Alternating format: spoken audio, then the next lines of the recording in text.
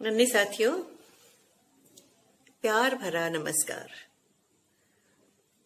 आप खुश रहे, आबाद रहे, आपको ढेर सारे आशीर्वाद, बहुत बहुत सारा दुलार और नई नई शुभकामनाएं। नई शुभकामनाओं से मतलब जो भी आप अपने मन में इच्छा रखें, उन सभी इच्छा को मैं आपकी विश्वास करूंगी, आशा करूंगी कि वे सारी इच्छाएं पूरी हो। इसलिए नई नई हर तरह की शुभकामनाएं। साथियों, जब हम आपके साथ जुड़ते हैं तो ऐसा लगता है जैसे मानो इतनी खुशी मिल रही है, इतनी खुशी मिल रही है, और आपके बचपन में आपके साथ मैं भी जुड़ गई हूं। और ये जो पल होते हैं आपके साथ जुड़ने के, आमने सामने के मंच से, ये मेरे लिए एक बहुत बहुत प्यारा अनुभव होता है, जिसमें मुझे लगता है कि मैं आपके साथ जुड़कर बिल्कुल पवित्र हो गई, बिल्कुल खुश हो गई, सुखी हो गई। तो ये जो कुछ पल हम बांटते हैं आपके साथ, आपके प्यारे बचपन के साथ, वो मेरे लिए बहुत अनमोल हैं। तो कुछ पल बांटें, साथ बिताएं प्यारे प्यारे बचपन में, और खुशियां फैलें, बढ़े चेतना, ऊर्जा आए तन मन में, सोच बढ़ाएं, गीत सुनाएं, संवादों के स्पंदन में नन्हे मन जब साथ जुड़े तो खुशियां फैलें कण कण में, खुशियां फैलें कण कण में, खुशियां फैलें कण कण में। आप जुड़ गए हैं साथ, तो अभी हर कण खुशनुमा हो गया है। हम आज फिर से जुड़ गए हैं सारे नन्हे मनों के साथ, और कण कण स्पंदित हो गया है, और चेतना आ गई है, और ऐसा लगता है कि दुनिया की सारी अमूल्य निधि मिल गई हो। ये खुशनुमा क्षण, ये खुशनुमा दिन, ये खुशनुमा समय आप और हम मिलकर साथ बिताते हैं, ये बहुत बहुत बहुत बहुत बड़ी बात है। आज भी हम आपके लिए रोज की तरह कुछ कुछ तो लेकर आए हैं।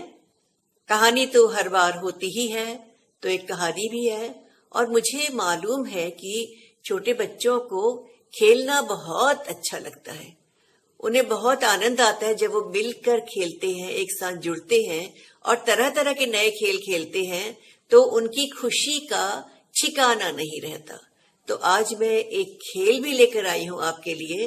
लेकिन जैसा कि अभी आपने पिछले कार्यक्रम में देखा था कि हम कुछ ट्विस्ट कर रहे हैं। ट्विस्ट का मतलब क्या है कि हमने एक कहानी में, कविता में, पुरानी जो चली आ रहे गीत हैं, उनमें कुछ नया मोड़ दिया, कुछ नयापन लाए, और वो ट्विस्ट इन टेल्स करके हम उसको कह रहे हैं। तो आज हम जो आपके साथ खेल खेलेंगे, वो खेल भी क्या होगा? Twist in game.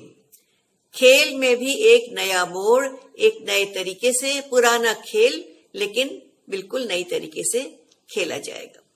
ठीक है, तो शुरू करते हैं। सबसे पहले हम आज की कहानी से, एक छोटी सी प्यारी सी कहानी, और इस कहानी का शीर्षक है छोटी गिलहरी और उल्लू। ये मैंने शीर्षक फिलहाल रख दिया, लेकिन कहानी सुनने के बाद अगर आपको लगे कि इसका शीर्षक आप बदलना चाहेंगे, तो आपको खुली छूट है। अगर आप इस कहानी को सुन के नया शीर्षक लेकर दूसरों को कहानी सुनाएं, तो कहानी तो वही रहेगी, केवल क्या बदलेगा?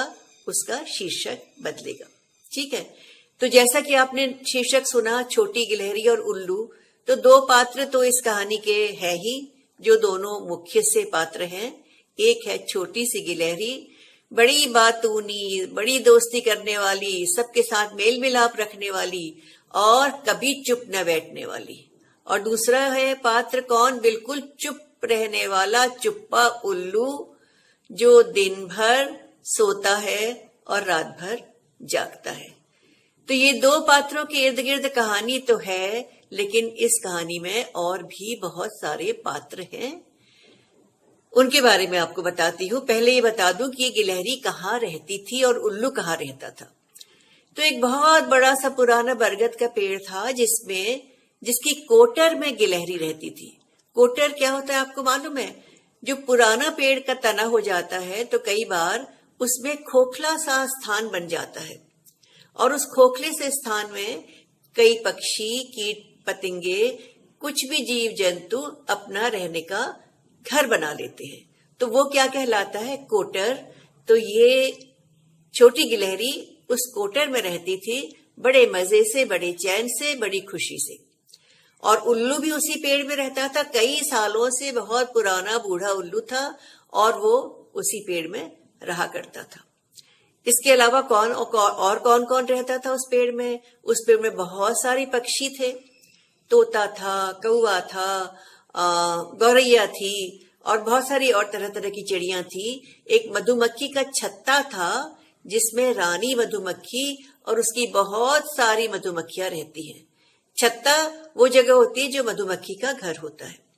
ठीक है, तो ये मधुमक्खियां भी वहां रहती थी, चिड़ियां भी रहती थी और गिलहरी भी रहती थी। और पेड़ एक छोटी सी नदी या तलैया के किनारे था, एक छोटा सा तालाब था और उस तालाब में कुछ रहते थे जीव जंतु। एक बहुत भला सा कछुआ था और ढेर सारी मछलियां, रंग बिरंगी मछलियां यहाँ वहां पानी में दौड़ा करती और बहुत आनंद उठाती। और ये जो हमारी छोटी गिलहरी थी, बातूनी और दोस्त बनने की कोशिश करने वाली, इसकी सबसे दोस्ती थी। क्या चिड़िया, क्या तोता, क्या मछली, क्या कछुआ, क्या मधुमक्खी, किसी को भी नहीं छोड़ा था इसने। और ये हर एक से दोस्ती करती थी और इसका बहुत मन करता था कि ये उल्लू से भी दोस्ती करे, उल्लू के बारे में जाने, उसे पहचाने और उसकी आवाज सुने। लेकिन उसने उसकी आवाज कभी सुनी ही नहीं थी, क्योंकि वो दिन भर क्या करता था? सोता था और रात में आंखें फाड़ फाड़ के जागता था और मानो पहरा दे रहा हो और कह रहा हो, जागते रहो, जागते रहो, जागते रहो। तो एक दिन छोटी गिलहरी ने रानी मधुमक्खी से पूछा कि रानी मधुमक्खी, क्या आपने उल्लू दादा की आवाज सुनी है? मेरा बड़ा मन करता है मैं उनकी आवाज सुनूं, उनसे दोस्ती करूं, उन्हें जानूं, उन्हें पहचानूं। लेकिन कैसे पहचानूं? वो तो बात ही नहीं करते, वो तो सारा दिन सोते हैं। तो रानी मधुमक्खी ने पता है क्या कहा? उसने कहा, ना ना ना, हम तो भाई उल्लू दादा से दूर रहते हैं, हमें उनसे डर लगता है। मैं और मेरी मधुमक्खियां घबराती हैं क्योंकि उल्लू जी सारा दिन सोते हैं और सारी रात में पता नहीं क्या करते हैं। तो हम तो दूर दूर रहते हैं और उनसे थोड़ी दूरी रखना पसंद करते हैं। तुम भी दूर रहना।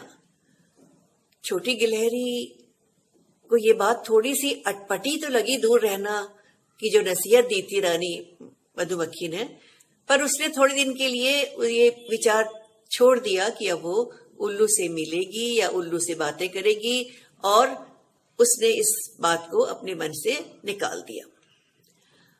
अब जो ये छोटी गिलहरी थी, ये कौवा, तोता, मधुमक्खी, गौरैया सबके साथ खूब बतियाती थी। और इधर एक भला कछुआ था, उसके साथ भी इसकी बड़ी दोस्ती थी।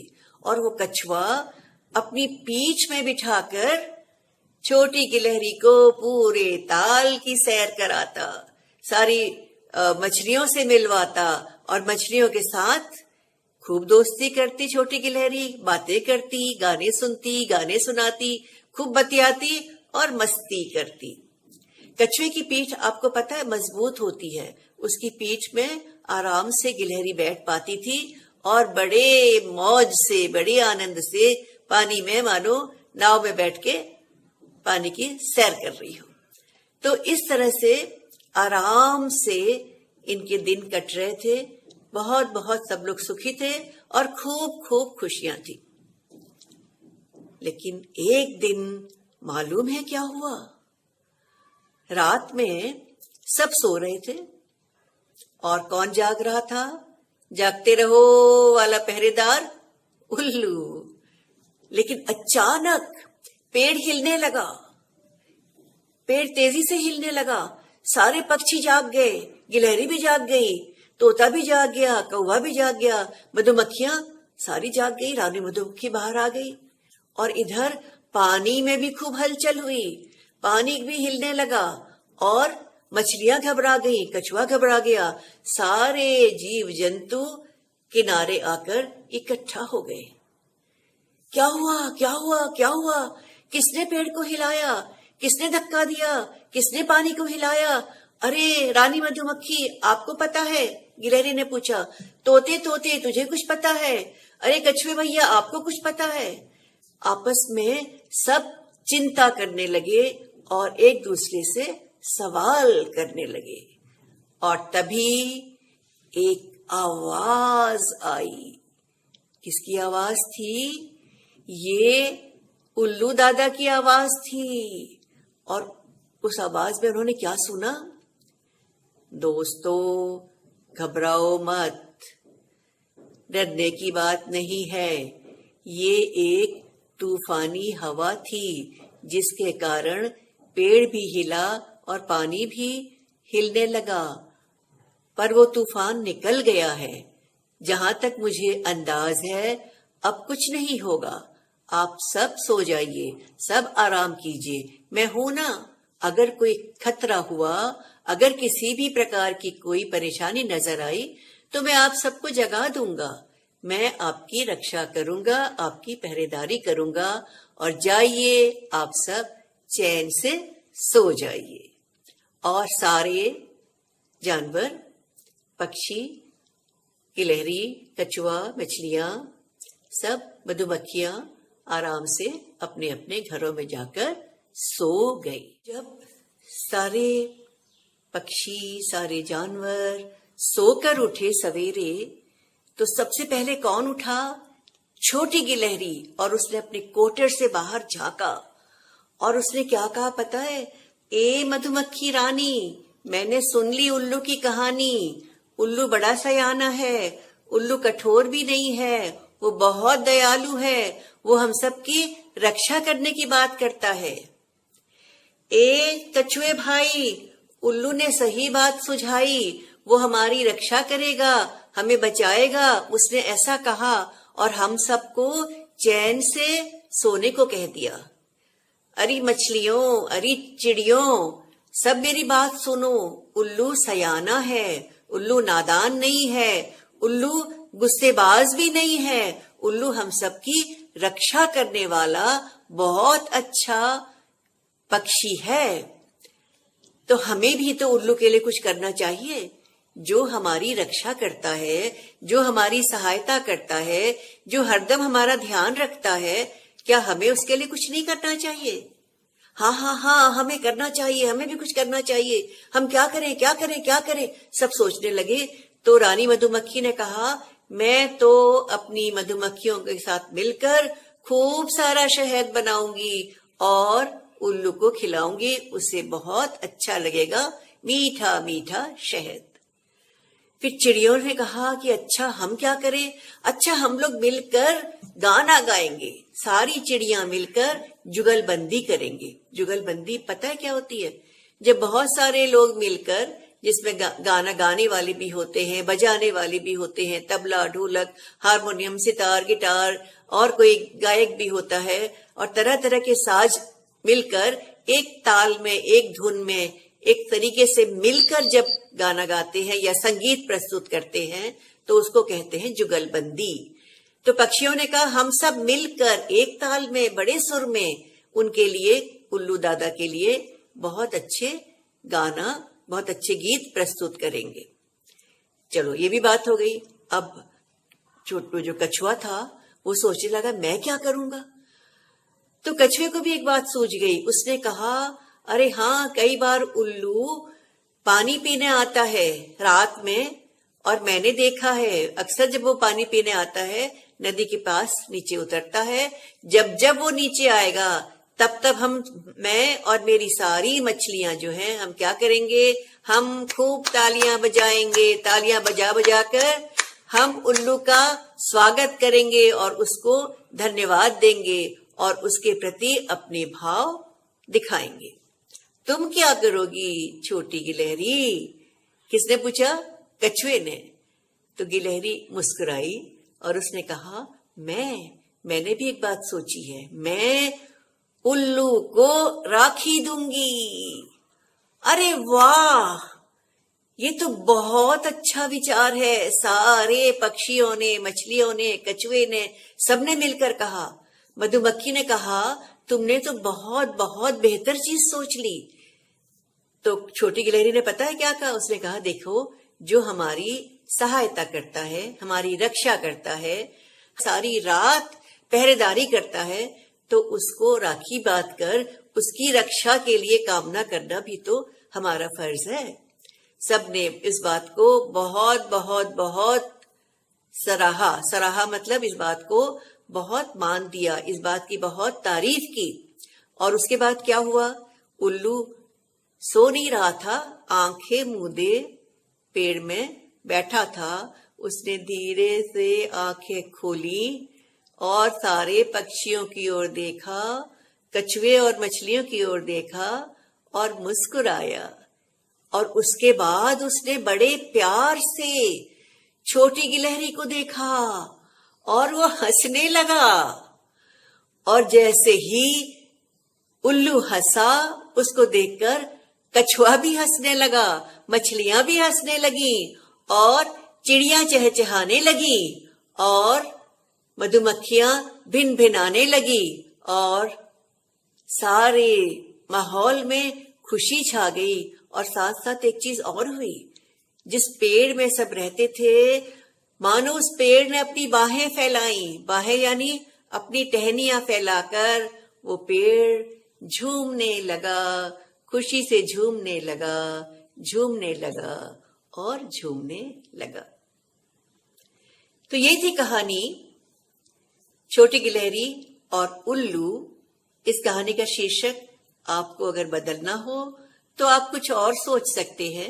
राखी का उपहार भी हो सकता है, या भलाई का बदला भी हो सकता है, या उल्लू का उपहार हो सकता है। जो आपको शीर्षक रखना हो वो आप रखिए और इस कहानी को अपने ढेर सारे मित्रों को सुनाइए और उनके साथ जुड़कर मजा लीजिए और आनंद बनाइए। तो ये खेल एक बहुत पुराना खेल है जो आप बचपन में खूब खेलते थे और बहुत मज़े ले लेकर खेलते थे। लेकिन हमने क्या किया है, इस खेल में छोटा सा मोड़ दे दिया है, छोटा सा ट्विस्ट कर दिया है और अब आप इस खेल को एक नए तरीके से खेलेंगे आज। ठीक है? आप कौन सा खेल खेलते थे वो मैं बताती हूँ। आप बचपन में पोशंपा भाई पोशंपा खेलते थे, है ना? पोशंपा भाई पोशंपा। डाकुओं ने क्या किया और सोने की घड़ी चोरी की, अब तो जेल में जाना होगा, जेल की रोटी खानी होगी, और आप चोर पकड़ते थे और इस प्रकार से आप खेलते थे। हमारा खेल भी ऐसे ही चलेगा। दो बच्चे आमने सामने खड़े होंगे और एक दूसरे के हाथ को पकड़ लेंगे, दोनों हाथों को, ताकि एक रास्ता, एक गेट सा बन जाए, एक आपके आने जाने का एक जगह बन जाए। और बाकी बच्चे लाइन से उससे घूमेंगे, उस रास्ते से होके जाएंगे और क्या बोलते जाएंगे? पोशंपा भाई पोशंपा, डाकुओं ने क्या किया? सारा जंगल साफ किया, पेड़ वनों का नाश किया, साफ हवा को खाक किया, जंगल को बर्बाद किया, वृक्षों को नाबाद किया।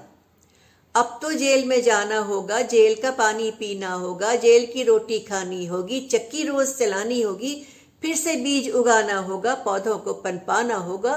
पकड़ो भाई पकड़ो, दोनों हाथ नीचे आएंगे, वृक्ष चोर को पकड़ो। और जो बच्चा इस समय फंसेगा, दोनों जो बच्चे खड़े हैं उनके साथ में, वो बच्चा क्या कहलाएगा? वो वृक्ष चोर कहलाएगा और उसको हम एक तरफ खड़ा कर देंगे और फिर से बच्चे गोलाई में घूमेंगे। फिर दोनों बच्चे अपने हाथ ऊपर करके खड़े हो जाएंगे और फिर से क्या कहा जाएगा? पोशंपा भाई पोशंपा, डाकुओं ने क्या किया? सारा जंगल साफ किया, पेड़ वनों का नाश किया, साफ हवा को खाक किया, जंगल को बर्बाद किया और पेड़ों को नाबाद किया। अब तो जेल में जाना होगा, जेल का पानी पीना होगा, जेल की रोटी खानी होगी, चक्की रोज चलानी होगी। पकड़ो भाई पकड़ो और वृक्ष चोर को पकड़ो, फिर हाथ नीचे आएगा और दूसरा वृक्ष चोर भी पकड़ा जाएगा और उसको भी हम एक तरफ खड़ा कर देंगे। इस तरह से इस खेल को आप तब तक खेल सकते हैं जब तक आप चाहें। और मान लीजिए आपके पास 5, 6, 7 वृक्ष चोर जो है वो मिल गए आपको। उसके बाद क्या करेंगे आगे? उसके बाद सारे बच्चे बैठ जाएंगे और इन वृक्ष चोरों से कहा जाएगा कि चलिए, आपने मान लीजिए कि आपने वृक्षों का नाश किया, आपने उनको बर्बाद किया, पेड़ों को, तो अपनी सजा अपने आप तय कीजिए कि आप क्या करेंगे। तो एक बच्चा कह सकता है कि मैं फिर से बीज लगाऊंगा, मैं पेड़ों को उगाऊंगा। दूसरा बच्चा कह सकता है मैं पेड़ों में पानी दूंगा। तीसरा बच्चा कह सकता है मैं पेड़ों की गुड़ाई करूंगा। गुड़ाई करना क्या होता है कि आप मिट्टी को थोड़ा थोड़ा खोदते हैं ताकि हवा उसमें आसानी से जा सके और पानी भी जड़ों तक अच्छी तरह से जल्दी पहुंच जाए, तो मैं गुड़ाई करूंगा। चौथा बच्चा कह सकता है मैं उसके चारों तरफ बाड़ लगा दूंगा। ऐसा भी कुछ कोई कह सकता है। तो इसी सिलसिले में एक छोटी सी लड़की ने क्या कहा मालूम है आपको? एक बार उसने कहा, मैं बताऊं मैं क्या करूंगी, मैं पेड़ों को राखी बांधूंगी। अरे वाह, सारे लोग ताली बजाने लगे। ये तो इतना बढ़िया विचार है, पेड़ को राखी बांधना। उसने कहा हाँ, जो पेड़ हमारी रक्षा करता है, हमें साफ हवा देता है, हमारी सहायता करता है, हमें भोजन देता है, हमें आश्रय देता है, हर तरह से दवाइयाँ, किताबें, कागज, पेंसिल सब हमें हमारे लिए तैयार करता है, बनाता है। हर चीज़ का कारखाना पेड़ों से चलता है। तो उस पेड़ को हम क्यों न राखी बांध के उसके प्रति अपने हृदय का भाव प्रकट करें, उसको धन्यवाद दें कि तुम हमारी रक्षा करते हो, तो हम भी तुम्हारी रक्षा करेंगे। और ये बात जो है, वृक्षों की रक्षा करने वाली बात जो है, ये मन से होती है, मन से होनी चाहिए कि हम राखी बांधेंगे और राखी बांधकर हम मन से सोचेंगे कि हम पेड़ों को बचाएंगे, हम हरियाली को नष्ट नहीं करेंगे, हम अपनी धरती को हरा भरा बनाएंगे। तो ये विचार आप मन में करके अगर पेड़ों को राखी बांधेंगे तो पेड़ भी खुश होंगे और आप भी संतुष्ट रहेंगे, खुश रहेंगे, प्रसन्न रहेंगे। एक बात मैं आपको और बताना चाहती हूँ यहीं पर कि बहुत पुरानी बात है। उत्तराखंड में एक बार जंगल को काटने के लिए ठेकेदार के लोग आ गए थे और उस समय गांव वालों ने उन पेड़ों के तनों में चिपक कर अपने दोनों हाथ दोनों साइड में डालकर बिल्कुल गोलाई से उनको गले लगा लिया था। पेड़ों को चिपक कर मानो राखी बन गए थे, उनके हाथों से राखी का बंधन हो गया था। और इस प्रकार से उन्होंने पेड़ों की रक्षा पेड़ों से चिपक कर की थी और इसका नाम चिपको आंदोलन पड़ा था। तो ये जंगलों की रक्षा करने का अलग अलग तरीका है जो आपको अपने मन की भावना से करना चाहिए। अभी यहाँ पर एक बच्चे ने एक और सवाल पूछा था, वो भी मैं आपसे बताती हूँ। एक बच्चे ने कहा कि इतना मोटा तना है, हम कितनी बड़ी राखी बांधेंगे। अरे भाई, पेड़ तो सहस्त्र बाहु है। सहस्त्र बाहु मतलब उसकी हजारों, सहस्त्र माने हजारों, बाहु माने हाथ। तो हजारों हाथ है। कौन से हैं उसके हाथ? शाखाएं, टहनियाँ, छोटी छोटी टहनियाँ, मोटी टहनियाँ, तरह तरह की टहनियाँ। आप जहाँ मर्जी राखी बांधिए, जो आपको अच्छा लगता है उस जगह राखी बांधिए, जो आपको सरल लगता है उस जगह राखी बांधिए, जैसी राखी आपको अच्छी लगती है वैसी राखी बांधिए। लेकिन पेड़ की रक्षा करने का एक मन में इरादा तो जरूर रखिए। तो इस बार हमने ट्विस्ट इन टेल किया, कहानी में ट्विस्ट किया, नया मोड़ लिया, और हमने कविता में नया मोड़ लिया, हमने पुराने गीतों में नया मोड़ लिया। इस बार हमने खेल में भी नया मोड़ ले लिया और एक और नया मोड़ हम लेंगे परंपरा में। रक्षाबंधन मनाते हैं हर वर्ष, भाई बहनों को, बहन भाई को राखी बांधेंगे, लेकिन हर भाई बहन एक एक पेड़ की टहनी में भी राखी बांधे इस रक्षाबंधन से। और इस विचार से, इस इरादे से, इस निश्चय से, दृढ़ निश्चय से कि हम अपने पेड़ों को बचाएंगे, हम उनकी रक्षा करेंगे, हम प्रकृति को हरा भरा बनाएंगे और प्रकृति खुश रहेगी तो हम भी खुश रहेंगे, हमारी प्रकृति भी खुश रहेगी। अगर हमारे चारों ओर की प्रकृति अच्छी रहेगी तो हमारे मन की प्रकृति भी अच्छी रहेगी। तो मन की अच्छी प्रकृति की बात सुनकर, इसी बात पर हम आज की ये चर्चा आमने सामने यही ख़त्म करेंगे और अगली बार फिर मिलेंगे, फिर कुछ बातें, कुछ मुलाकात, कुछ अच्छी अच्छी कहानी, कुछ रचना, कुछ कविता और कुछ नया पिटारा, चाहे पहेली हो चाहे खेल हो, चाहे पहेली और खेलों का मेल हो। और इसके बाद नमस्कार, फिर मिलेंगे, तब तक के लिए धन्यवाद।